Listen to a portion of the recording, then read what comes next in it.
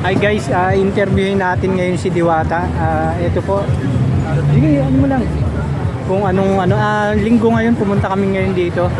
Kakamustahin natin si Diwata. Diwata, kamusta yung natin dito, yung ating business ngayong linggo? Malakas ba? Malakas pa rin. Malakas pag linggo? Ay, kung mga weekdays. Pag weekdays ba? Malakas Sa gabi o sa araw? Si kailan babalik si Alex Gonzaga? Ay, wala pa kang sinasabi. Kailan kayo susunod yung vlog? Update nyo na lang kami. May ka na ba ngayon? Facebook page?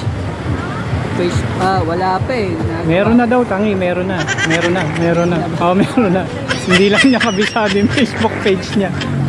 Ayan guys, konting interview lang kay Diwata.